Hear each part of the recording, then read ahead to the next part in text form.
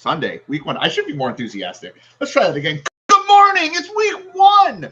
How exciting. NFL week 1. This is Heat Map Fantasy Sport Live, NFL week 1. My name's Doug Shane at Bankster17, Bankster17. And that is Michael Gutta at the Big Gutta. That's it. That's us.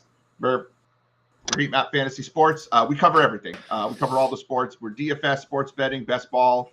Yes, there's still best ball between best ball basketball, best ball hockey. I'm sure Sean is dying to talk about best ball hockey right now. Check us out, $3.99 a week. Get you access to everything that we do for under $4 a week. Everything runs through our Slack. You can check my pinned tweet on Twitter at Bankster17 for the link to sign up. It is easily the best deal in all the business. Gutta, how you doing? Welcome to week 1, man. I'm good. I'm very, very much ready to go. Yeah. How many? How much deeper are you in this week than you planned on being in at this point? About the same. You know, it's all about this. You got to parse the continue on your normal strategy and all that fun stuff. No, I mean, I applaud your discipline. I applaud the discipline because I'm far deeper in, and I still have many lineups to enter. It's going to be an uncomfortable week if things don't go well. Yeah, I mean, I'm a little more in, than like my normal weeks. I got a ton of crowns that went a little extra, but again, that's how you win consistent. Yeah, I definitely am using crowns. I found that I like to use crowns for qualifiers and then cash for normal entries, and that's been something that's worked really well for me. Is I like using those crowns. I went a little crazy yesterday on. Oh, that's not how it's supposed to look. That's better. I went yesterday a little nuts chasing Major League Baseball overlay, and things were going really well with one of my tiers lineups, and then it fell freaking apart at the end, and I got none of my qualifiers yesterday, so no extra tickets for today. I was really trying to get a whole bunch of extra milli tickets, but I enjoy chasing that. Oh, the chain is like all over the place today. Okay. We're going to, how many milli entries do you have? The $5 milli. How many shots you taking at that? Only 2. I don't, I don't, a couple of years where I, center or do it, but it's just, a couple is fine, just got to be in it to win it. More than maybe a handful. It's just a losing prop, really is. Now they've got over million total entries, 50 max. It's just you got to have optimizers working with to even have a shot. Yeah, I think with those big tournaments like that, your 2 strategies are either enter a couple just for the fun lottery aspect of it, or max enter.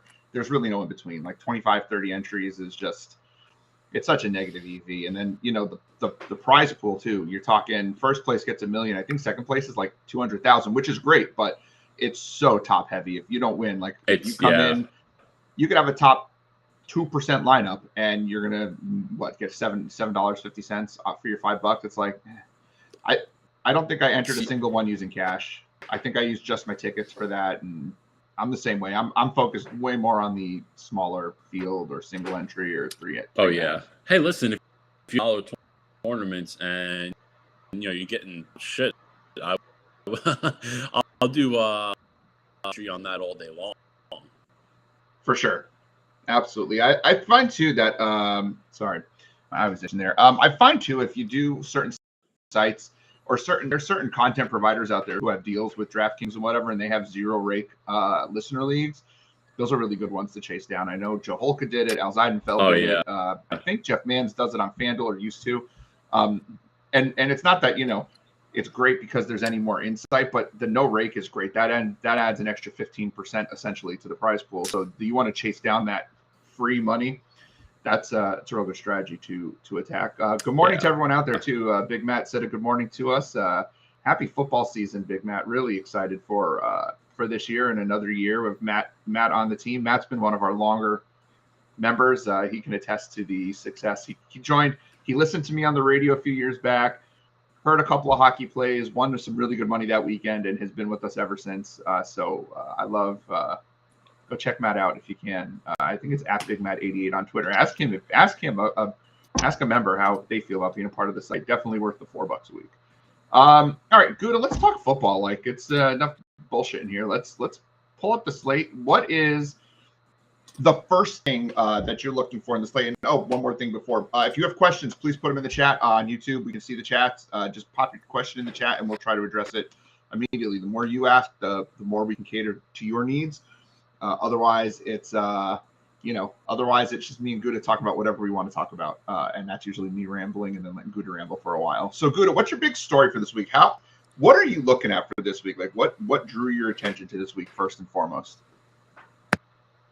I mean, so the first thing, obviously, the value on the slate, and I tend to find that in week, especially if you're doing season, you're doing best ball, you're going to find value within the slate because I think 18 to 20 rounds, maybe even some of the NFFC contests. So you're the grind of 900 players, their roles, wide receiver type of stuff. So if you're we look at these slates and we see Damien Pierce, who is a 13th rounder and 5th round in the last 2 weeks of drafts. With the anticipation that the hype machine, George Pickens has quite a bit of a guy like Jahan Dotson, and those guys are Doug since I think 3,400. Pickens is, there's tons of value around, veterans like Watkins and Cobb that roles today that are real value, and with the injury to J.K. Dobbins, Mike Davis might even be a fantastic value this week also. So with that, you're getting the value there, and it's making your roster decisions pretty easy from a build standpoint. But with that then comes all the chalk. Everybody's thinking the same way, especially in week one, where let's get all the value. Oh, we can jam in Taylor and McCaffrey. Oh, we can jam in Justin Jefferson too. Look at that. With a good quarterback, now everybody's kind of thinking the same. So when you see that type of value, now you got to look and say, okay, what value is out there that people don't like? A guy like Elijah Mitchell that earlier in the week I didn't really like. I don't basically have any exposure to him in best ball, no exposure in season long. But this week sets up really, really well for him. He's going to be sub 5% owned, facing a Chicago offense that, for Chicago team that is not a good defense and probably won't be a very good offense either. It sets up perfectly for what Mitchell did well last year. And, if you're getting a guy that is going to have at least 15 touches, assuming the game flow works right, and even if it doesn't, he should have 15 touches because Chicago's not going to come out and drop 42 on San Fran either. So you're getting a guy with high volume, all the touchdown equity in the world. So it works out really, really well, and you still have your value. But now, because of that one guy, your whole roster is going to be differentiated. And then you got to look too. All right, where is some value in maybe the high scoring games that people aren't going to take? Well, Miles Sanders comes to mind on it. Maybe not the best choice, but again, that Philly passing attack is going to be, pretty popular. Clyde Edwards-Helaire, same thing. Very, very low owned this week. The Kansas City pass offense is going to be extremely popular, especially with Juju and Kelsey. But we saw it a couple times last year. What if things don't go the right way? What if Kansas City does score 30 points, but they have 2 drives that, someone gets tackled at the 3-yard line and Helaire runs it in the next play. Those types of things are very likely, and Helaire should get enough opportunities because he is still the RB1 there, so there should be enough opportunities for him to, to make something of this week and prove that he's still the lead guy there, so you don't just take the obvious value. You sometimes need to take the value that is a little tougher to put in the lineup that you're not going to love, but it could really mean in the GPPs lapping the field if one thing goes right within it also. And I think to that point, I think, when your storyline, it seems, or at least you started talking about the value and then you pivoted almost into the leverage. And I think that's where the storylines really come this week, are the leverage plays. I remember a few years back, and I don't remember exactly what the scenario was, but Nick Foles was supposed to be the chalk quarterback going into week 1. Everyone was on him. He was super cheap. And so, what we did over at the site was, just before I think you even started with us, it was, anyone but Nick Foles pretty much was going to be kind of leverage point. And we had a monster week that week because we did leverage off of, actually, I think it was before the site started. Like, that's how long ago we're talking this was, but he ended up, was that? It was when I was working for a different site, but like, I think it was the year after the Super Bowl or something to that effect. Nick Foles like his was first the starter, year and everyone was Jacksonville or wherever he went. Something like that. And he was massive chalk. And so you just leveraged off it to another stack, a higher upside stack, but lower owned. And that was one of the biggest weeks I've ever had up until this past season, because we just were able to identify it. And week 1, we've had all summer to identify who we like, what the matchups look like, where that value is coming in. I mean, and then of course with later breaking news like J.K. Dobbins being out today, now Mike Davis opens up to be a chalkier play. But even guys like Saquon Barkley, Antonio Gibson, even Aaron Jones in the higher 6K, those guys are all going to be wildly popular. Where are those leverage points? I know you talked in your article this week about James Conner being a really good leverage point this week. His usage is ridiculous without Chase Edmonds in the lineup, high scoring game, and nobody's going to be on James Conner, particularly because he's not even cheap. He's one of the higher priced running backs this week, but still only 7K. But you use him instead of Marquise Brown, or you use him as the run back on a Kansas City even, and you've now set yourself up. If he has 100 total yards, 3 catches, and 2 touchdowns, you're going to lap the field because everyone's using that passing game. I think that's where we can look at those, take that value, and then how can we manipulate the value in order to help us out? That's not to say we shouldn't use value. I think Dameon Pierce, Michael Pittman is going to be a really popular mini stack. There's nothing wrong with that, but maybe you couple that up with the Minnesota passing game, or you use a different leverage point in order to lower that collective roster percentage, because it's not about every guy being under 10%. It's about that collective roster percentage being in that 120 to 130 range. So if you have a 30% guy, maybe you need an 8% guy to balance that out. And that's where we're really looking for that value. You talked about Elijah Mitchell in that same game. Devos Samuels projected to be 1% right now. Devos Samuel had a monster season last year. I understand his role was a little different last year, but with George Kittle, the short passing game may look more to Devos Samuel as the third most expensive receiver on the slate. Now you're looking at a guy that's at 1% high upside. No one's going to have him. He has a good game. He goes and does what he did at the beginning of last year, where he's putting 25, 30 points in a game. Now you've got a major opportunity. Now I'm going to be rostering a Devos Samuel because the weather is supposed to be awful. And while I would still use him in season long, I'm not going to go out of my way. But also, that's going to keep his roster percentage down. And if the weather's not as bad, where he has easily convertible targets, it's short passing game, and we know he's dynamic in the open field. Now Devos Samuel and Elijah Mitchell, those kinds of players become a major upside type plays.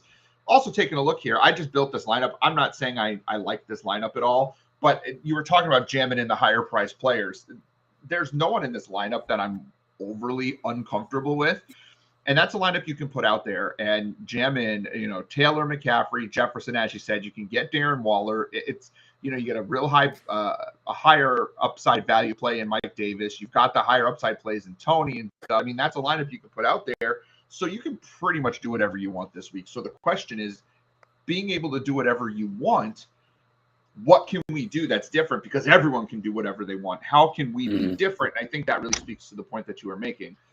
It is 11:29 on the East Coast, which means we are 1 minute away from inactives, and we have a new feature this year for those that have been with us as we've been doing this show for a number of years now. We actually are going to have a scroll for the injury report. I'm really excited about this scroll, probably more excited than I should be. I do have to hide it while I'm updating it, but as players are inactive, I can add to the scroll.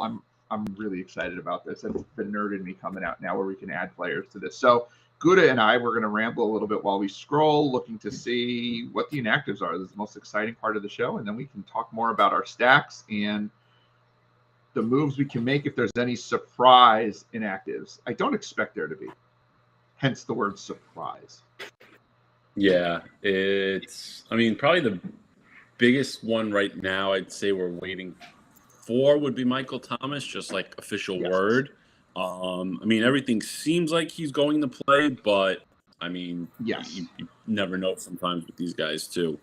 But I'm watching a video. If you go on Twitter, look up a guy, Jason Leiser, Lieser. He has a video of the 49ers warming up. They're running through puddles on the field. That is a disgusting. That Bears defense is looking that much better right now at $2,200. Yeah, both teams really. It's that too. With Mitchell, it gives you some value. Force the 49ers defense in there, especially with this weather. It's a huge benefit. You could actually run that as a stack, right? You run an Elijah Mitchell 49ers defense stack. Yeah. J.K. Dobbins officially inactive. Michael Thomas is active, so that's good. Let's see where else we're at here. Anything else that's important? That weather. So this is a very lower end interesting one, but Nick Boyle is inactive for the Ravens. That could give some more snaps to Isaiah Likely at stone cold minimum. It's the kid's good. He's got a lot of talent. Rookie tight ends do tend to struggle, especially early on. But listen, at 2,500, the Jets do not cover tight ends very well. The Ravens pass catching corpse is not very good. I think there's an argument for Likely, but only in really deeper tournaments, like really high entry ones, it's going to make more sense. If you're doing a single entry, even if it's 1,500 people, it's still a little bigger. Likely doesn't really make sense in that type of capacity. But we're talking about the Millie contest. You can easily get Likely in there at your tight end, and it frees up a lot. And if the guy sees 5 targets, he can easily go 4x on his money on his salary. You only need 10 points. It's not really out of the realm of possibility. You and I are going to disagree on that right now, because now in my article I discussed 2 different types of cash lineups and then cash plus, which is a more correlated lineup. In my straight cash lineup, I actually have Isaiah Likely as my tight end. I actually think he's cash viable at his price point. He was, and again, this might be my bias of playing way too much preseason this year, but he was a monster in preseason. His last game, 8 catches for 100 yards. They looked for him a lot. He was a big part of that offense. He's a talented enough kid and he has enough snaps now under his belt from preseason that I actually think he could be a viable 4th target behind, you've got Andrews and you've got Bateman, but also Demarcus Robinson, I think is going to be a viable target for them. But Isaiah Likely could be a guy, particularly around the goal line. And again, 5 targets to me is a very reasonable number. I think that's something that we could take a look at least as a potential play. And I've got him, I think, a lot higher than you do. I'm a big fan, I'll be honest, of Isaiah Likely. I think he's just a real talented kid, Darren Waller type. Dearness Johnson's inactive for Cleveland. While we weren't playing Dearness Johnson, this should probably make you feel a lot better about playing Kareem Hunt, possibly Nick Chubb.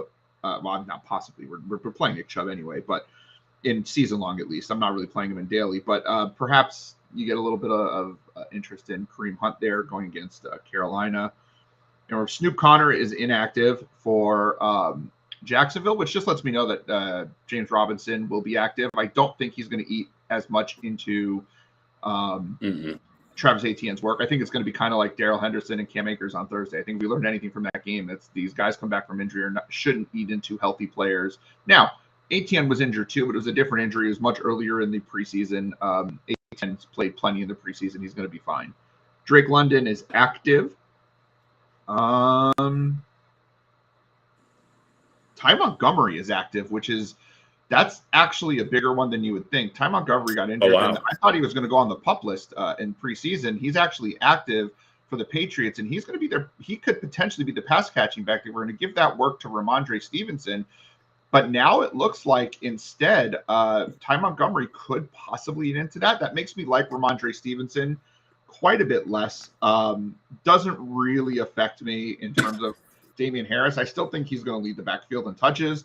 So I think he's going to get touchdowns. But to me, Damien Harris is just a Walmart version of Derrick Henry, and that's a Walmart Nick Chubb. Yeah. Like, he's not getting the pass catching to make him viable too much, but maybe in showdown you play him. I think I have him in my Patriots. I think I'm in the showdown lineup, but for touchdown equity. But I don't think that affects him. Tyler Algier is inactive for the Falcons. A little surprising there. Just gonna get to that one. Well, apparently last week or so, Damien Williams has made a lot of headway, I guess, in that running back room. So it's gonna be Patterson and Williams. I mean, I wouldn't kind of probably touch either of them. But it's just interesting. I guess that just means they have more faith in Cordero Patterson.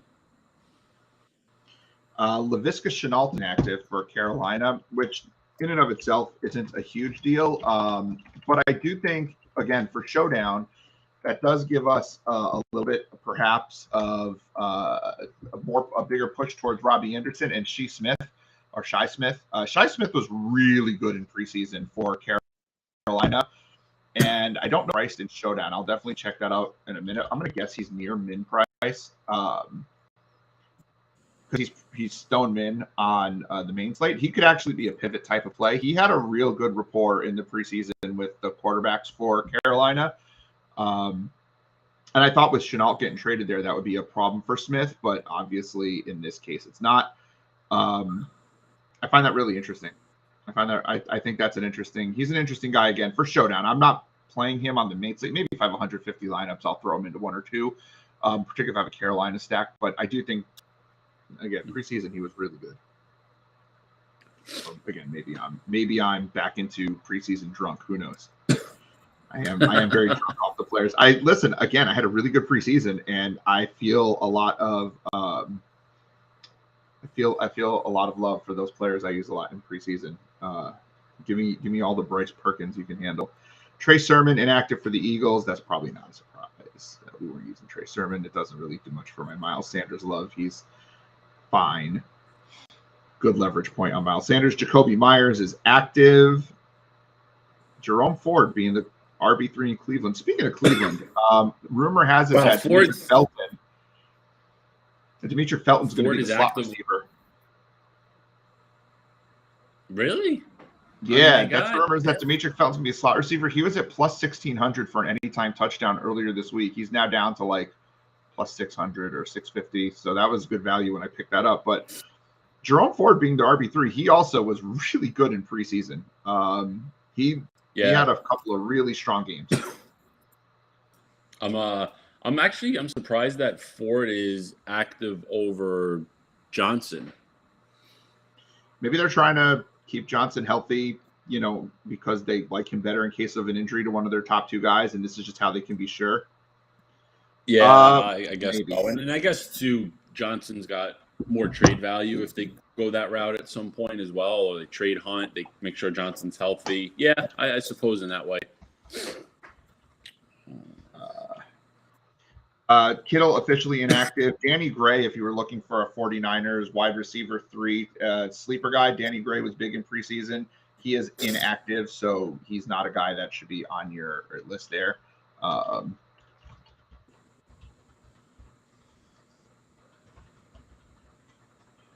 Let's see what else is going on here. So for the Colts, also, Shaq Leonard is officially out. I mentioned it in the article that gives Brevin Jordan an opportunity here. Again, as a low-priced tight end, the Colts were very good covering tight ends last year and have been, but Leonard was the guy basically handling that. So now with him out, Brevin Jordan is, he had a good preseason. He's talented. He's got a lot of athleticism. So there's a shot with him, and especially too with Houston's offense that they don't have much depth at pass catching. There's Cooks, there's Nico Collins, where people are expecting some good things from this year, but still remains to be seen. He was a little iffy in preseason and camps, so we'll see what goes there. But Jordan could have a little bit of a bigger role than people may anticipate, and today could very well start that on a better matchup than initially anticipated with the Colts' full complement there. So it's things like that you always have to kind of look out for. Also, too important to note, the Lions starting center is active as well. I hadn't picked that up during the week, but I guess he had been questionable, but he is playing. So for those of us using DeAndre Swift, that just helps his status there. And the Lions have actually done a good job building up their offensive line. So always having that starting center is important there too. I'm a big Brevin Jordan guy, getting back to that previous point with Shaq Leonard being out. I think he's in for a good season. I'm really interested to see how he plays today. I actually have him starting over Mike Gesicki for me in the Scott Fishbowl, representing my Fishbowl today. Got kind of rolling with that, seeing how that works out, and hopefully Brevin Jordan can do it. We did have a question from Big Matt, which I love to see. How much action is Romeo Doubs going to get today? Isn't that or Dobbs, sorry, he goes by Dobbs, Romeo Dobbs. It's $1 million question today, really. I think I feel like he's the guy that we're going to shoot for the value with and could have a couple of big plays. Again, that's my preseason bias coming in. But realistically, your starting two are probably going to be Sammy Watkins and Randall Cobb. I think it was you in chat today. Gutta, might have been someone else talking about going to the receivers that, I think it was our private chat with you, me, and Hook, talking about going to the receivers that he knows. You want to talk about that for a little bit, where your thoughts are, because you had some really good points today about that. Yeah, I mean, it's, we're at the point now where it's, the preseason hype and guys getting noticed, but you got to remember too, Dobbs is a, fifth, sixth round pick. So him getting hype really could just mean he had a great camp and did way better than they anticipated. It doesn't necessarily mean that he, beat everybody out and is the wide receiver one. If it was something like that, I think we would have heard more specifics on it. At least that's my opinion to it. Whether right or wrong, who knows? But I think we would have heard just more chatter like that, And also, too, if he, had that good of a camp and he looked better than the injured, Christian Watson, who is going to be active today as well, that's a big deal. Your sixth rounder looks better than your first rounder. So I think Watkins and Cobb are the safer guys, the guys that make more sense and really probably carry just as much upside too. Now I've got like one or two shares of Doubs today, just because if that preseason hype was legitimate and he's already vaulted to the top of the depth chart, I mean, he looked good against, backups and some of the starters he did play against. He, had made a nice couple nice touchdown catches, so it's there. But my preference, if I am using any receivers or two receivers, I am going Watkins and Cobb. I do like Amari Rodgers. I have a ton of him in best ball also. He had a lot of good camp reviews, a lot of good OTA reviews and all that, but he hasn't been talked about much. So, we'll see how that one plays out. Maybe who knows? Maybe he's the one that ends up vaulting to the top, but there's nothing to suggest that for now. So, yeah, I put that up there. To get a laugh, I put that up there, but also you don't know, right? Because they were hyping him up in the beginning. Then Dobbs went out and actually played fantastically in the preseason, but he did have a number of drops. Also, his hands are Deontay Johnson like shaky. So we do have to worry about that. And, Rodgers doesn't love rookie wide receivers. Like, he's probably going to do a lot of Cobb and a lot of Watkins. The problem here is, and it's not the problem like, it's going to be the public problem in general. And I think we'll kind of fall into that. Dobbs is just so cheap, right? I mean, Watson is $5K. Watkins is $700. Cobb is obviously more manageable, $3,400.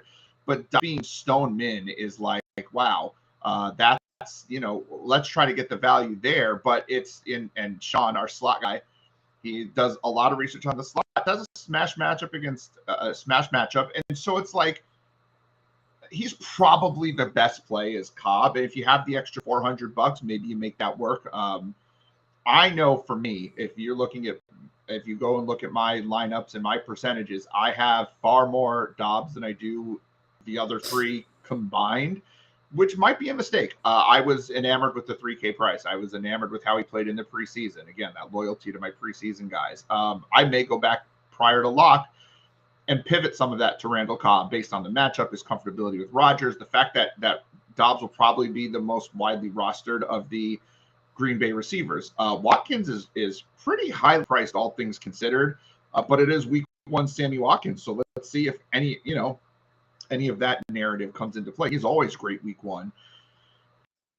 And then I don't know if he'll be active. We'll have to. Juwan Winfrey played really well in the preseason also. Who knows the system. I think it's a second year in the system. And so he might actually be above Dobbs or Rodgers or Watson, even though, he was practice squad and the other guys made the team. There's nothing to say that Juwan Winfrey isn't the guy that Rodgers is going to trust out there more, just in terms of a safety net. So I think Dobbs isn't quite the smash, cash, safe play that deep down I wish he was, because I don't see that being how Aaron Rodgers runs his offense. I'm trying to choose my words carefully here, but that's not how Aaron Rodgers runs his offense. He'd prefer a veteran wide receiver. It's not like Devontae Adams came in and was a monster the first year he played. It's not like Jordy Nelson was a monster the first year he played. You had to earn his trust. That's why people were so in on Lazard this year, because he had Rodgers' trust. He's been in the system. And it's, I think, why maybe as I'm talking myself into this, we might be a little too low on Randall Cobb right now, because he just knows the system. Yes, his skills have probably diminished a little bit. 10 years in the league will do that, but he's always been an open field threat, and he knows how to find the seam. You're not going to have to worry about him doing too many downfield plays. He's going to have easily convertible catches. He could run a Rondale Moore type of role for this offense. And he knows the Minnesota system for, Minnesota in general. He's been on this team for how many years with a couple of, those other little stops, but he's played a lot of his career in Green Bay. This is not something that's going to phase a guy like Randall Cobb. So I really want Dobbs to be good, but and he could, but Cobb, let's not forget that there are other receivers. The other thing that Sean brought up here, I was talking about Smith, and he was talking about, the reason I brought up Smith as opposed to Terrace Marshall is Smith outplayed him by a lot in the preseason, and Smith was the one getting praised. And there were talks from the beat reporters that Smith had moved ahead of him on the depth chart as the starter. Not sure how that's going to shake out today, if Terrace Marshall is going to be the third receiver or not. But if he struggles at all, I do know that coaching staff and the quarterback, Baker Mayfield, has confidence in Shi Smith based on what, the reports that came out of training camp. I spent far too much time paying attention to that, but I think that's just a name, again, not using him heavily, but he's a showdown guy, probably priced at $200. That is someone that we can throw into a lineup, maybe to get some more exposure to Chubb, McCaffrey, Mayfield in a showdown slate. So, all right, Gutta, let's talk about our favorite stacks of the day. I'll let you you're our GPP guy. We know that Kansas City and Arizona is our big stack in the afternoon. That's the big game in the afternoon slate. Probably Philly in the early slate is where the roster percentages are going to go. So give me your favorite place to pivot off of those games that can help us move up in a GPP. Yeah, so already kind of touched on with Kansas City, Arizona, that, if you don't want to fade the game, you want to go different routes. The two running backs obviously are major leverage positions. So the pivots, sometimes it's not necessarily a 1-for-1. Sometimes it's more of a story. It's more of a theory, right? So with where Travis Kelce is, yes, Mark Andrews and Kyle Pitts both should carry less ownership today. Andrews is in a much better matchup than Pitts is, but if you look for the one versus one, but you can also kind of tell the story and theory of all the high end tight ends and say, okay, if the high tight ends fail, what does that look like? If Kansas City, Arizona is popular, Travis Kelce fails, well, I can use low-priced tight ends, and if those guys fail also, it's not going to hurt me as much as having a $6,600 Travis Kelce in my lineup. So it becomes, a much different type of slate. Let's look in here. So in my pool, I've got, Hawkinson is probably more mid-range, I guess, for tight end salary, but I do love Hawkinson. And then I think Gerald Everett is priced really well, especially with Donald Parham expected to be inactive there. And I think Brevin Jordan as well is a guy that can really help you, that you can look at to give you some payoff. I've got Irv Smith in the pool as well. I think it's a good spot because it should be a high scoring environment, but I'm not too crazy about him. Again, coming off the injury and everything, and also he injured his thumb that he had surgery on in the during camp. So it'll be interesting to see, how much he's playing, what he's doing. But again, he's really cheap that in a high scoring environment, he could easily, pay off, even if he's only playing half the offensive snaps there too. But let me ask you a opinion about 4 more tight ends. Tight end side. I've actually got 4 more cheap tight ends I want to know your opinion on. Just a real quick, yay or nay on these tight ends. I'll start from here. How do you feel about David Njoku? They got the big contract in the offseason. Should be a more focal point with Jacoby Brissett playing quarterback. We in on him, or is he just not doing it for you? I get it, but I'm not going there today. All right. How about Hunter Henry for New England? Had a ton of touchdowns last year.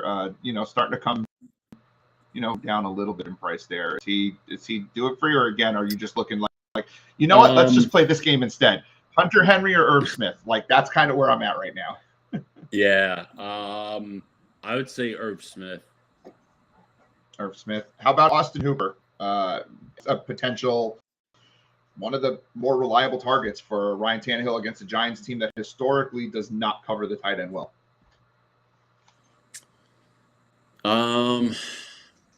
No, because I'd rather spend the 100 and go Gerald Everett. I'd rather go Hunter Henry over Austin Hooper. Okay. And then last one, because I already talked about my love for Isaiah Likely. How about Hayden Hurst for Cincinnati? I've got a lot of love for Hayden Hurst today. He might be my most roster tight end today. You know what? This feels like deja vu all over again. He went to Atlanta a couple of years ago after being a first-round pick in Baltimore.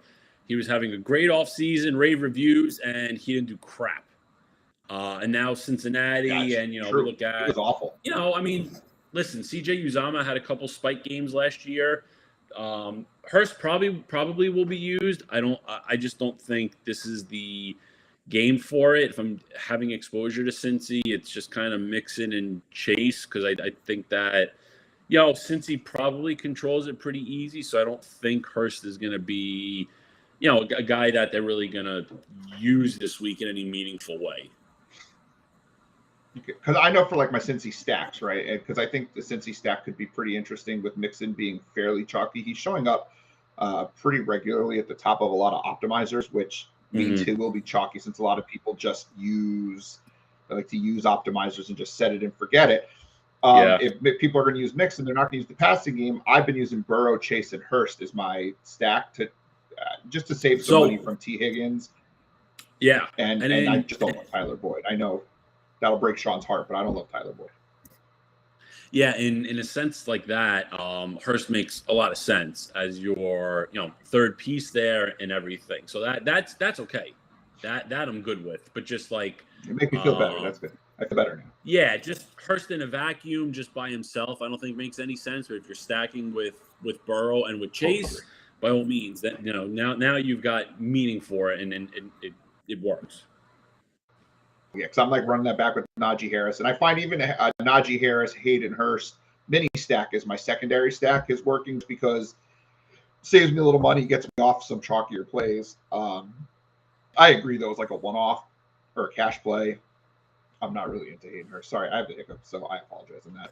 Where else are we going now? Now, you said you were done with tight ends, and I just came in and I just went tight end crazy for a minute. Where else are we headed? Where do you want to talk about next? Well, I mean, just one more thing with Kansas City, Arizona. There is a pretty good on the wide receiver side, 1-versus-1 switch off. Juju is carrying heavy ownership. Everybody's assuming he's the wide receiver one. I guess all those people haven't watched Pittsburgh the past couple of years and seen what Juju has done because, everybody wants to blame it on Roethlisberger, but didn't stop Claypool in 2020. It didn't stop Deontay Johnson in 2020. It didn't stop Deontay Johnson last year.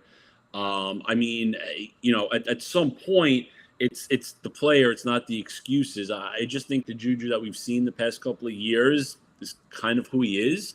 Maybe a little bit better than that, but I don't think the guy that's going to come in and be the Kansas City wide receiver one and get 80 grabs for 1,300 yards. And again, an environment against the bad secondary, an environment that should shoot out. Well, I'll take Valdez-Scantling. I mean, sure, Valdez-Scantling didn't exactly set the world on fire in Green Bay either, but he at least has played very well out of the slot, is definitely a deep threat, and can do some things. And sometimes, right, people are using Christian Kirk because they're saying follow the money. Well, Juju got a 1-year deal. Scantling got a 3-year deal with more salary per year. I mean, I think that says something too. And, when you can get exposure to, again, Kansas City is a lot like Green Bay is. We really have no idea what the heck their wide receivers are going to look like. So we're just kind of spitballing, trying to get the right play, the one that maybe makes sense. I just think Valdez-Scantling makes more sense than Juju. I really do. And, when you get him at half the ownership and, $500 salary savings, listen, I'll take it. That's not where I thought you were going with this game, actually. I thought we were going to the other side where with Hopkins out, Rondale Moore out, Wesley out, obviously Marquise Brown should be the one, and Ertz should get some work even though he's banged up and might be on a snap count. Everyone's talking about Greg Dortch, who, again, preseason played great. I love my preseason guys, or Andy Isabella, who, much like Juju Smith-Schuster, has been in the league for a few years, and we know who he is, and he's really not much. Are people just forgetting that AJ Green exists? I get that he's a little bit older, but he's still a veteran, a veteran experienced receiver who's been in the system now for 2 years, isn't too expensive. I get that he's $1,600 more than Greg Dortch, but are we really going to eat some Greg Dortch chalk? Sounds really weird to say that, versus playing AJ Green. Shouldn't AJ Green be the secondary piece in this stack instead of Greg freaking Dortch? Should be. Yeah. What are we doing? What are we doing with Greg Dortch? Yeah. I'm the first to go for a value unheard of guy. I want to be the smartest guy in the room too, but maybe the smartest guy plays the reliable player. Yeah. I mean, I just think that it's a tough one, right? So, is it because AJ Green is boring? Has AJ Green gotten that boring? He is. He definitely is. I'm pulling up his game log from last year. But Sean is on the Dortch train, by the way. He's on the Dortch train. He was the dirty slot play of the week. And I get it. But if he becomes less dirty and more chalky, I'm having a hard time if Dortch has double the ownership of AJ Green. Why are we not? Yeah. So you know what? You've kind of, by making me look at it more, you've made Green much more sense. So and my reasoning here now is Green is boring. He's old, whatever. But I'm using the premise on Randall Cobb of, being the veteran, being the reliable guy, and at his salary, he went 4X a couple times last year. Well, AJ Green hit 4X officially 3 times on this salary, and another one he missed by 0.3 points. So, and if you look at Green, 2 of his 4X games came in the first 6 weeks of the year. Presumably, this is going to be the healthiest he's going to be all year. If there's a game he's going to do it, this is it, and I'd probably trust him over Dortch more. But if you're doing the Arizona stack with Murray and Brown, I think you're better route than getting AJ Green in there. I love Zach Ertz for it. I don't think we can trust him, unfortunately, unless you really, really want to gamble. I'm worried about it. I think your better way of going, if you're playing Murray and Brown, you run it back with 2 Kansas City players. I know it's not always the best approach with stuff, but I think for the salary savings you're going to get on the wide receiver and just Kelsey being Kelsey, you can get a lot of correlation with that, and it can work really, really well. And frankly, probably nobody's going to have that sort of combination with 2 Kansas City pass catchers plus Murray and Brown. So I think instead of fighting Green versus Dortch, can I trust Green? Can I trust Dortch? What the heck's going to happen? You kind of go with more of the known. You go with the 2 Kansas City pass catchers, and that differentiates you enough as well within the stack. I want to stop the AJ Green thing one more second before you make your last point there. Look at his targets though. 9, 6, 8, 10, 7, 5, 8, 6, 6, 6, 6, 6, 6. The dude almost had 1,000 yards last year. Like, I know 1,000 what it used to be, but we still use it as a metric of success.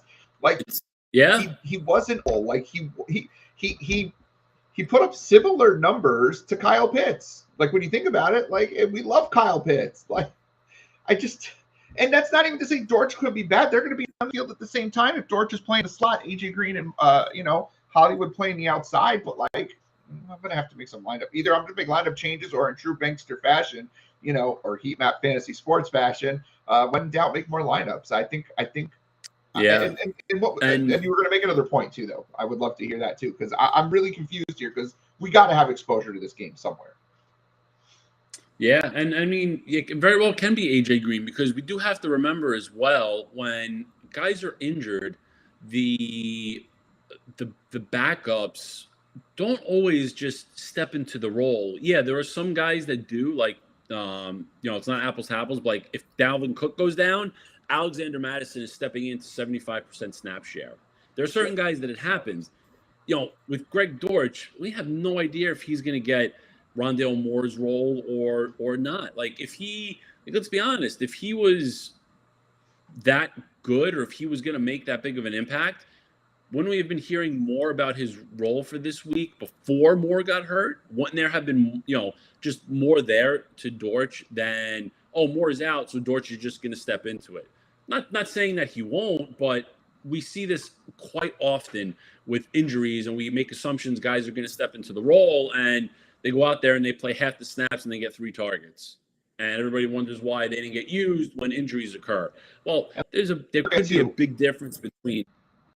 Sorry?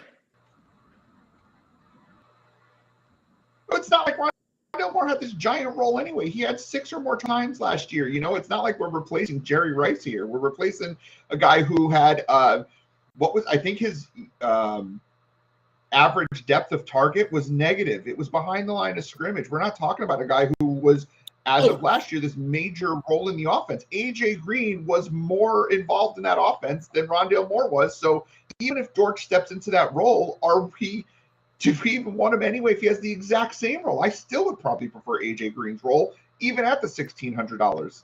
And this is from someone who had a ton of Rondale Moore this week before we knew he was out. I did project him to be better, but Greg Dortch isn't the player that Rondale Moore should be. Look at their college stats. You know anything about Greg Dortch in college? You know where he went to college? We all know Rondale Moore at Purdue. Like, we watched him play. Like, we knew what he could do. I don't know what the hell a Greg Dortch is.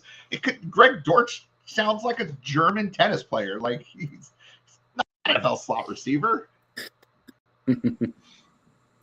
No, I completely get it. And I mean, I think ultimately here, the answer on Dortch becomes, high entry, MME, GPP type of thing. If you want exposure, that's where it comes. It doesn't come in single entries, doesn't become smaller field GPPs. It's the bigger fields. I think that's the only place that you're going to consider him if you do. I now worry that this is going to have Travis Fulgham from 2 years ago effect, and he's going to go off for 3 touchdowns. Do you know what happens when Doug craps on a player They are a lock for a monster game. It always happens. Happens every week. Happens every week of every year since we've been doing this show for 3-4 years now. We've been doing this, and every week I crap on a player, they have a monster game. So, listen to Sean, apparently. And Doug's going to go for boring old AJ Green, and Greg Dortch is going to have 3 catches, 130 yards, and 3 touchdowns. Like, that's how this works. Jesus, Doug, this is what Doug does. I think you want to talk about next, if not,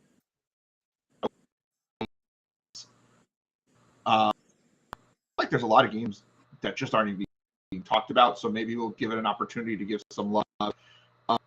Give some love to some games, or no love, because you know how I like to just say no to a whole game. You want to do that, or you got something specific that's on your mind?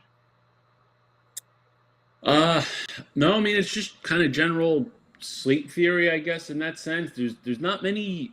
I mean, there's not many game stacks out there, really. I mean, the most comfortable ones, quote unquote, Green Bay, Minnesota, Raiders and the Chargers, and the Chiefs and the Cardinals we just spoke about. I mean, Eagles and the Lions, yeah, probably, but also too, Hurts is going to be probably the highest owned quarterback this week. That makes it tough.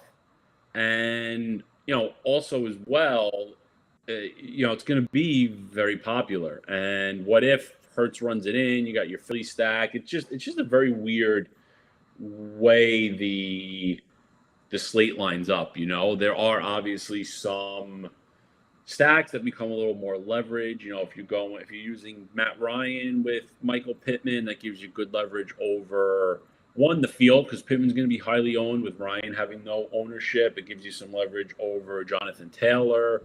It's one of those things. I think you got to be a little more calculated with your plays and what you're really doing, and what the story of your lineups tell you.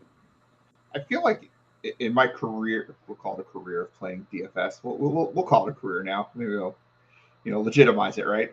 I'm not sure if I've ever had a slate like this where I have completely ignored so many entire situations, or if not completely, like to the point that I'm ignoring a lot. It's like I don't think I have any exposure, nor have I given a thought, and I keep forgetting the games even on the slate to that New England Miami game. I don't see, and again, this is the Doug kiss of death. It's going to be 75-74 now, but I don't see any use. Maybe outside of my Hunter Henry take there, I don't see any reason to use a single player in that game. Maybe the defense, right? Maybe the Miami defense is something we can latch onto. They're pretty inexpensive, and I love my cheap defenses, and honestly, they probably should have been in my defense whisperer. I went Commanders and Bears, but the Dolphins should have been there. But is there anything to like? I understand leverage point. At some point, leverage Tyree on a Kill. game that has such a low total is useless. Are we really? Yeah. But like, in what scenario are you going to use? I don't know. Like, how comfortable are you going to be using over Mike Williams or McLaurin or AJ Brown or Marquise Brown or Justin Jefferson? Like, where does that become comfortable? How is it comfortable? I don't even know the right question to ask when it comes to Tyree. I mean, for me, it's pretty simple, really. They traded for Tyree Kill. They gave him a crap ton of money, and both him and the Dolphins are going to go out there to prove that Tyreek is good, and he's not just because of Patrick Mahomes. Yes, it probably won't be very high scoring, but I'd be pretty shocked if Tyreek's targets are not in the double digits. And listen, you give Tyreek 12 targets, the guy's going to make something happen. It's just the reality of it. He's, in a vacuum because, I mean, well, there's that problem too, potentially. But I mean, in a vacuum, 1v1, Tyreek has just as much upside as any of the other guys in his price range, and at lower ownership. And quite frankly, can you remember a time that Tyree Kill was ever priced under 7,000 in Kansas City?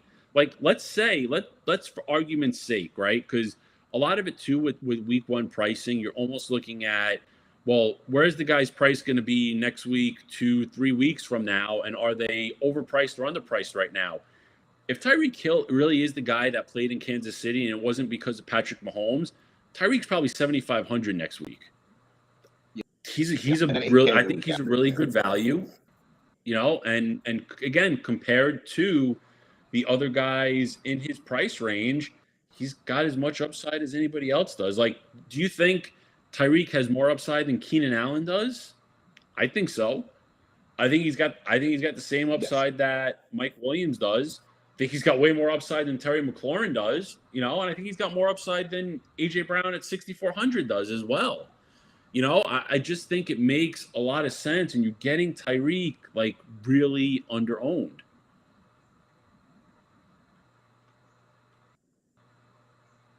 Any worries that Bill Um, Belichick just schemes the game to take Tyree Kill out of the game? no, I don't think so I'm because not particularly worried about that. I'm Tyreek. more worried about the Dolphins passing attack and the Dolphins play calling. Even though McDaniel, I know, or is that's the name, Mike McDaniel? Yeah, I know Yes. he's got a good offensive scheme, but I'm more concerned about the quarterback and the offensive line and the general scheme than I am about Belichick. But you're right. I mean, Tyree Kill was not priced under $7,700 until the playoffs last year, where they softened the prices a little bit. He was over 8K all but 2 weeks last year. So I get you. Like, and no one's going to be on him, right? I guess my philosophy on him is probably similar to where most people are. Like, who wants to play the game? So maybe he is the guy you needed this week, right? If he does Tyree Kill things, and if they start to use him in the way Devos Samuels was used last year, same. Their Dolphins coach was the 49ers offensive coordinator last year. Maybe they go and use Tyree Kill in that way, and maybe I'm wrong. The price. I'll be honest, Gutta, I had no idea what his price was. That's how little I've looked at this game. That's how little interest I have. But now looking at it, you make a great point, and that's where shows like this and conversations like this are huge because it opens up eyes, and there are probably other people out there who are like, "Oh crap, I didn't realize he was that cheap." Yeah. Yeah, and I just think that's. I just think with certain guys, that's just you sometimes just need to separate from the game environment and and just take it. Like, sure, Tyree Kill, may not hit his ceiling, but I think if he has an okay game, he's still giving you 15 to 18 points, which his score alone is not winning you a tournament, but he's also not killing you. That he gives you an advantage if you have, another guy on your team priced around him that puts up 40. It helps to make up for it. I don't think Tyreek would be in a position to kill your lineup either. I'm just, I do like in tournaments to have that run back play as well, the other side for my collection. And I wouldn't know outside of maybe Hunter Henry who in the world I would run back that game with. This have to tell nobody. New England gets a lead. And that's the problem. I hate running an uncorrelated player, but maybe Tyreek is the type off that you can run where, maybe you run an Antonio Gibson as well, or a Travis and someone who you're not going to correlate on the other side anyway, and just run two uncorrelated plays with some upside and you just value a little bit. So maybe that's where you like that, because I keep looking at ATN. I'm like, I don't really want to run back with. I don't want to run him back with Clorin. That's too much to invest in what should be a shit game. Maybe you run him back with a Miles Sanders, a Claire, and Elijah Mitchell. I guess there are guys that are sort of uncorrelated that we could run uncorrelated with him. Maybe that's where I go and get my AJ Dillon exposure too, because I don't have a lot. My highest roster player is Aaron Jones this week, and AJ Dillon, Tyree Kill. Like, let's look at some guys who aren't getting love in my lineups, and maybe that's how we do it. Maybe that's getting out of my own personal comfort zone. And this isn't about me helping me here. It's me talking through my own thoughts to help other people, because maybe they're in the same boat where it's like, what do I do? Because we say we correlate and yada yada. But maybe you don't need to. Maybe this is an opportunity to run a couple of uncorrelated players to at least get that exposure. Or if you run a Kansas City, Arizona double stack, right? So maybe you run two Arizona receivers, two Kansas City receivers. We've got that one odd spot there.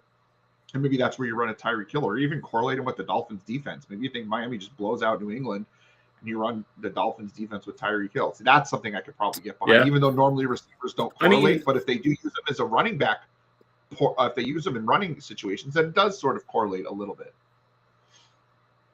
Yeah, and sometimes too, correlate. If you use a player and they're a one-off. I mean, Tyreek doesn't really fit this bill, but sometimes the correlation is something else not happening. Like you bring up Miles Sanders. If you're using Miles Sanders, you're probably not having a Detroit Lion in your lineup. And really, your correlation with Miles Sanders is that he's the one scoring the touchdowns, and it's not Jalen Hurts.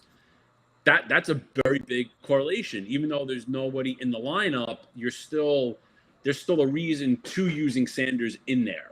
It's and correlated again, by yes, not correlating, essentially. Yes, and while that's a really Tyree interesting Kill, approach. I like that. And like with Tyree Kill, there may not be a story to it, or maybe you say, well, the correlation is Miami is just going to force feed him the ball because they want to prove that they were right and that Tyreek is the guy. I mean, there's something to be said. Our guy Johnny Longshot in baseball, he loves these narratives. Sometimes that's all you got to look for. I mean, you can make the argument. There's a really big narrative with Tyreek Hill today that they want to prove that Tyreek is the friggin' guy.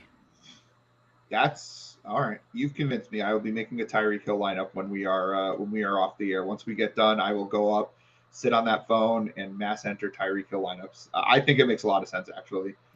All right. What other game do I have no interest in that you can maybe talk me into? San Francisco, Chicago. We already hit on this a little bit with the fact that because the game is, well, first of all, the weather is ridiculous. So I think the passing game is completely out to the point where actually in Scott Fishbowl, I'm thinking of pulling Justin Fields and going with Davis Mills, which I went with a 0 quarterback strategy. So I've got Mills, Danny Dimes, and Justin Fields. Not bad for the situation I put myself in, but I'm not so sure I want Fields with that weather. So is Eli Mitchell and maybe the defense is the only place we're looking? Because I have very little exposure to anything in this game outside of the Bears defense. I'm running pretty much 70% Bears defense this week, and I was before the weather was bad just because of their price, and don't know what Trey Lance is going to do.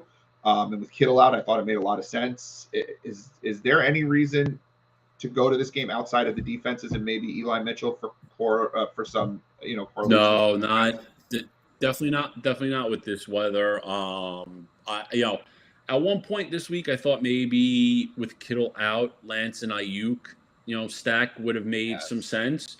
But I think right now you're just looking Mitchell in that defense. I mean, I did see an argument from someone this week of how a Trey Lance and Eli Mitchell stack made sense. That if San Fran really does, as 6.5 point road dogs, if San Fran really does their thing, well, what if Trey Lance runs for 70 to 80 yards and a touchdown, and throws for $150 and a touchdown, and Mitchell is 90 to 100 yards and a touchdown? You're getting a ton of production in a stack that in two players that probably will not be very highly owned, in a stack that literally nobody on the face of the earth is going to have. You really need a San Fran dominant game, the bad weather to hold up, them to just pretty much run it 3 out of every 4 plays. But it's within the realm of possibilities. It's really risky. You got to really have the right tournament and the right sort of risk tolerance for it. I'm much more comfortable going Mitchell and the 49ers defense because you're taking that same approach, but now you're really only relying on Mitchell in a game where the 49ers just control it and don't necessarily have to dominate, but control it. They're going to continue their game plan and run. But I think that's really the only things you're going to look at here and try to use, because just with that weather, I mean, Chicago's offense for now is anemic. Like, we want to actually see it from Justin Fields before we believe that Chicago's offense is going to take another step forward. So I think that's kind of all you're going there. And honestly, there's multi-touchdown upside for Eli Mitchell, I think. I mean, we've seen it before. It's a pretty, low total game, heavy favorites. It just lines up very, very well for him. I mean, think about it. This is the type of environment that people gush over Derrick Henry. Now, Eli Mitchell is not Derrick Henry, but in a way, his skill set's the same. He's used the same way. Walmart Derrick Henry. That's what he is. Yeah. Walmart Derrick Henry. I don't know. I'm struggling to find any reason to like this game. I think this is going to be the game that NFL Red Zone goes to. Do you watch Red Zone, or do you watch a game every single week? How do you watch football? I've never asked you. Pretty much Red Zone on the main screen. Sometimes I'll have a particular game on the computer, but Red Zone for the most part. So this is first of all, I have an issue with Red Zone. I watch it, but they do not get still that fantasy players and sports bettors are their main audience, because they're like, let's go to this game with playoff implications. No one cares about this game. No, trust me, we care. Offenses, they drive me nuts. But they spend too much time on games that have quirky, and they spend too much time left on quirky things happening.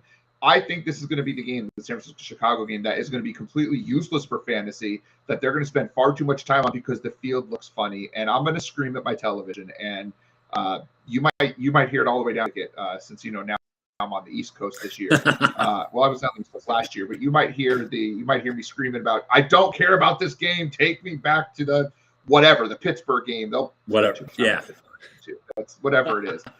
Let's go to real questions here. Willie wants to know $7,600 in 50-50. So we're talking large field cash games, $7,600. Boy, the world is your oyster at that point.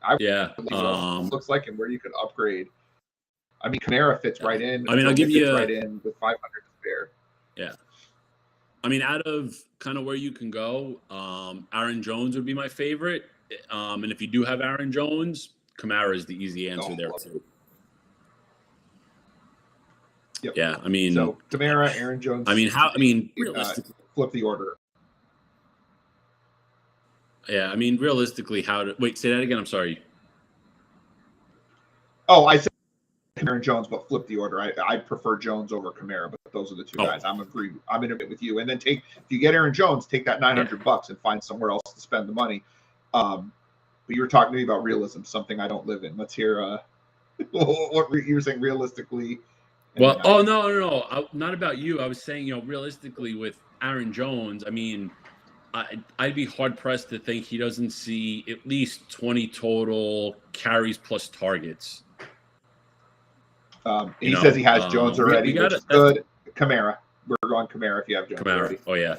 Kamara for sure. Oh, yeah. He should be okay against Atlanta. Atlanta is historically bad against, and they've always been bad against pass catching running backs. So I don't have nearly enough Kamara. And Kamara Pitts is a great mini stack this week. I just avoided the early games. That's my problem. I want PMR at the end of this week. I want to go into those late games with a lot of player minutes remaining. And because of that, I've avoided the earlier games. So in making my entries later this afternoon, I need to early game exposure. And that Atlanta game, that mini stack is great. Yeah. I mean, Cincy Pittsburgh could be the early game that surprises, if any. I think that's actually going to carry. I think the three games that are going to carry the most ownership, I think you're going to see Philly stacks, obviously Baltimore stacks, and I do think you'll get some exposure to that Cincinnati game in the form mostly of Joe Mixon. And I think you'll get a lot of Jonathan Taylor, Christian McCaffrey. So, I think just going the other direction. I think New Orleans, Atlanta could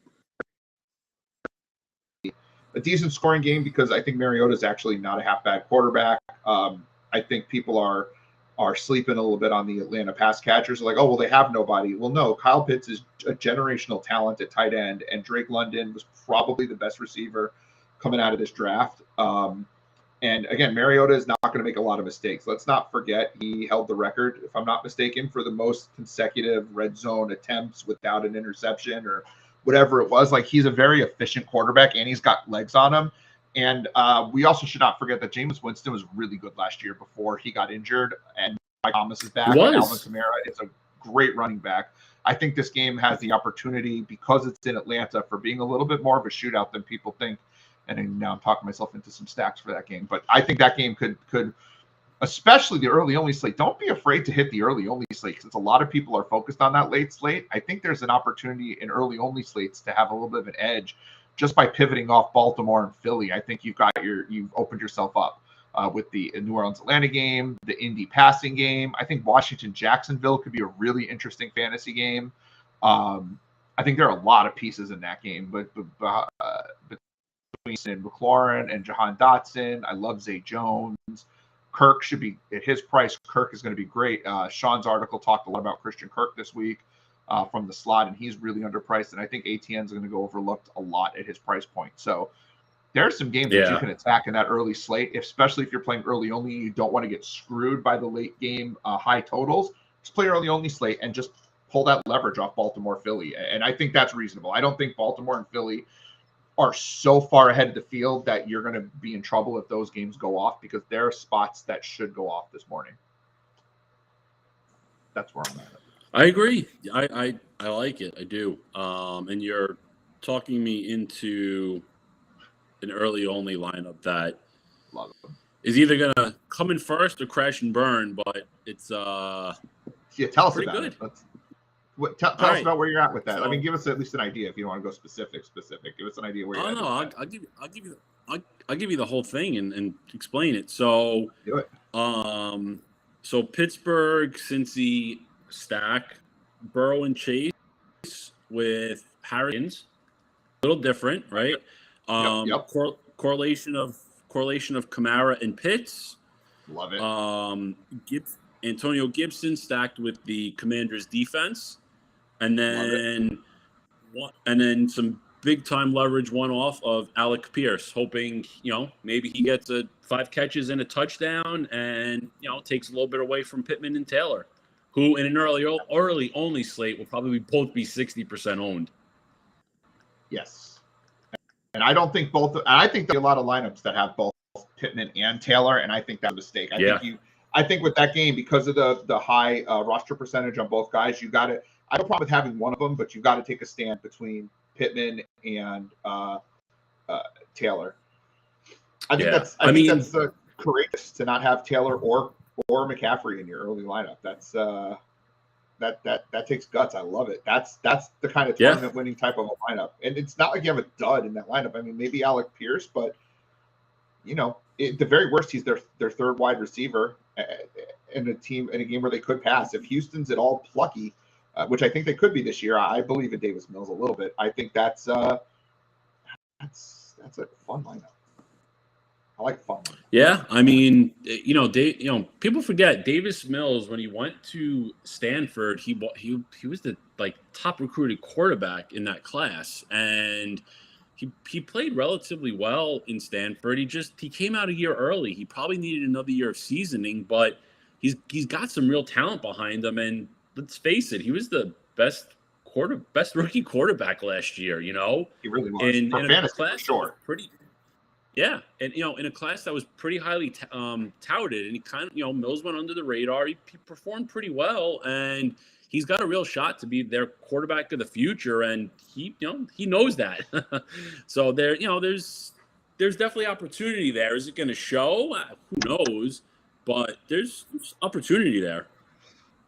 I mean, Brandon Cooks is the most underrated receiver in the NFL. Nico Collins could be the most improved second-year wide receiver. Brevin Jordan's a wide receiver playing tight end. Chris Conley, while not being great, is at least a reliable set of hands. And they've got Rex Burkhead for good pass protection. I understand Damian Pierce is the guy who should get the work, but Rex Burkhead can catch passes, and he's really good at pass protection. So we've got an offense around him that can make Davis Mills a very usable player. Not to say that we need to run out and stack Houston, but Houston could stay in that game and make this a real interesting game from the Indy standpoint, where it's not necessarily going to be a blowout. I mean, culture in that locker room was a mess last year, and it should be better this year. And I'm hoping that leads to a better and more competitive Houston Texans football team. And, if they come out and say they lose 27-24, but they keep it competitive, they play well, Mills goes 270 and 2 touchdowns. He's not going to be $5,300 next week, and he's not going to come in with the low roster percentage that he's going to have this week necessarily. Nico Collins might go up, Brevin Jordan. So this is the week to get him his value. And an early only slate, it's more low stakes, even though it's the same amount of money. You're not having to compete with the 3 highest total games on the slate because you're not dealing with those afternoon games. You can take more chances like a Houston, or at least some Houston pieces. I love using Houston as a mini stack. There's some upside there. They're an interesting team. Gutta, we're coming to the end of our show. It's 12:30. Time flies.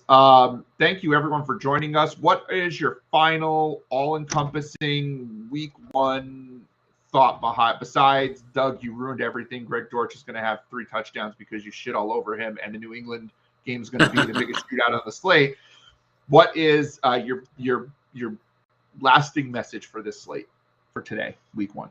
I'll give you 3 predictions. 100 yards and a touchdown for Elijah Moore, 2 touchdowns for Eli Mitchell, and 2 touchdowns for James Conner. You betting it? You betting? Oh, we didn't even get into sports bets. You betting any of that? I got Eli Mitchell touchdowns. I haven't looked at the other 2 yet, but I got to go in and do Conner just because. I think Elijah Moore is sitting at under 60 yards for his receiving prop. Joe Flacco loves Elijah Moore. I think Moore is one of the. We didn't talk about that much. We didn't get to a ton of different things, but I think Elijah Moore is your run back. Elijah Moore is your run back on the your Baltimore stack, and I think he could be a guy, particularly in an early only slate, that is really going under the radar. I love that call. I definitely have some bets in on Elijah Moore. For me, big prediction of the week. I mean, obviously, touchdown game, not true. I think Leonard outscores Justin Jefferson. I know you because you said this morning you have 0 Justin Jefferson. Justin Jefferson doesn't perform well against the Packers. Adam Thielen does perform well against the Packers, and Adam Thielen tends to perform better week 1. They're also saying in camp he looked better than he has in years, as does everybody. Not quite the shape of his life like Amari Rodgers, but he is performing well. I think Irv Smith actually helps open up the middle for him. I am using Justin Jefferson, but I do think that Adam Thielen is the guy to own this week in Minnesota, and I think that Minnesota mini stack of Aaron Jones, 2 touchdowns, by the way, and probably 6 catches.